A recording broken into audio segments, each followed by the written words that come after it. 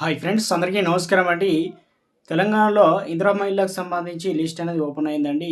లిస్ట్‌లో పేరు ఎలా చెక్ చేసుకోవాలని కంగారు పడుతున్నారు. అదేవిధంగా పేరు లిస్ట్‌లో లేకపోతే ఏం చేయాలి? కొత్తగా అప్లికేషన్ చేయాలంటే ఏం చేయాలి? ఇందుకు సంబంధించిన కంప్లీట్ ఇన్ఫర్మేషన్ అనేది ఈ వీడియోలో తెలుసుకుందామండి. వీడియోను చివరి వరకు చూడండి. స్కిప్ చేయకుండా అర్థమవుతుందండి. మరోసారి మీ ఛానల్ వస్తే తప్పకుండా సబ్స్క్రైబ్ చేసుకొని bell button all notification activate చేసుకోండి.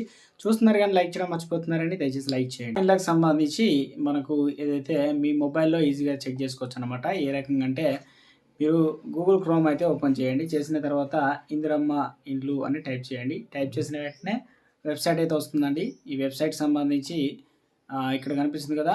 ఈ మొదటి వెబ్సైట్ ఏదైతే ఉందో దీనిపైన రౌండ్ మార్క్ చేస్తున్నాను. ఇగో ఇలా ఉంటుందన్నమాట ఇందిరమ్మ ఇల్లు.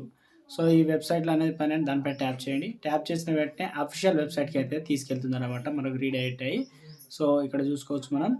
నెక్స్ట్ వెబ్సైట్‌లోకి తీసుకెళ్ళిందనమాట. ఇందులో వచ్చేసి మనకు మోర్ అనే ఆప్షన్ ఉంటుంది. Application number.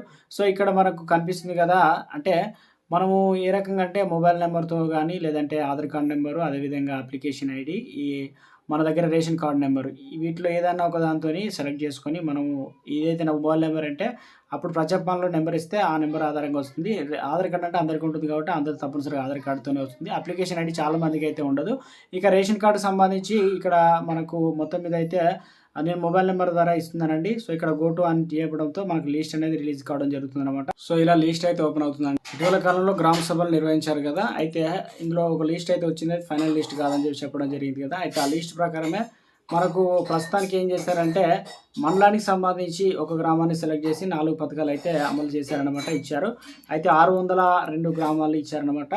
అయితే మొత్తానికి చాలామంది అప్లికేషన్ కూడా చేసుకున్నారనమాట. సో వారికి ఎప్పటి నుంచి అందిస్తారు ఏంటంటే ఇప్పుడు లిస్ట్‌లో పేరున్న వారికి పర్లేదు. లిస్ట్‌లో పేరు లేకపోతే ఏం చేయాలంటే మీరు తప్పనిసరి అప్లికేషన్ చేసుకున్నారు కదా! దాని ఆధారంగా ప్రభుత్వం అనేది మళ్ళీ వెరిఫికేషన్ చేసి లిస్ట్ అనేది ఇస్తుందనమాట. కొత్తగా అప్లికేషన్ చేసుకోవడానికి అవకాశం కూడా కల్పించడం జరిగింది. అయితే వారు చెప్తున్నారు ఏంది అంటే ప్రస్తుతానికి ఏమైనా అప్లికేషన్ చేసుకోవడానికి ఛాన్స్ ఉందా అని చెప్పేసి అడుగుతున్నారు. మంత్రి పొంగులేటి శ్రీనివాసరెడ్డి సంచలన ప్రకటన చేశారనమాట. కొత్తగా దరఖాస్తులు ఎన్ని వచ్చినా కూడా తీసుకుంటామని చెప్పడం జరిగింది. దాంతో పాటు వారు మాట్లాడుతూ అనర్హులకు పథకాలు వస్తే మధ్యలోనే నిలిపేస్తామని చెప్పడం జరిగిందనమాట. సో ఇప్పుడు ఇందిరమ్మ ఇళ్ళకి సంబంధించి ఏదైనా పథకం వచ్చింది, ఆ పేరు లిస్ట్ ఉంటే అది అనర్హులైతే కంపల్సరీ వారికి మధ్యలో కూడా స్టాప్ చేస్తామనే విధంగా అయితే చెప్పడం జరిగింది. నిన్న ఆల్రెడీ సీఎం రేవంత్ రెడ్డి అధ్యక్షతన క్యాబినెట్ భేటీ జరిగింది. తర్వాత సీఎస్ మిగతా ఉన్నతాధికారులు అయితే మరోసారి మీటింగ్ అయితే చేయడం జరిగిందనమాట. ఇందులో చెప్తున్నారు ఏంటంటే ప్రభుత్వం 4 పథకాలు రేషన్ కార్డుకు సంబంధించి ఒకవేళ మీకు రేషన్ కార్డు రాలేదనుకో ఏం చేయాలంటే తహసీల్దార్ నేతృత్వంలో ప్రత్యేక టీం ఏర్పాటు చేస్తున్నారు కాబట్టి వారికి అప్లికేషన్ చేసుకోవాలి.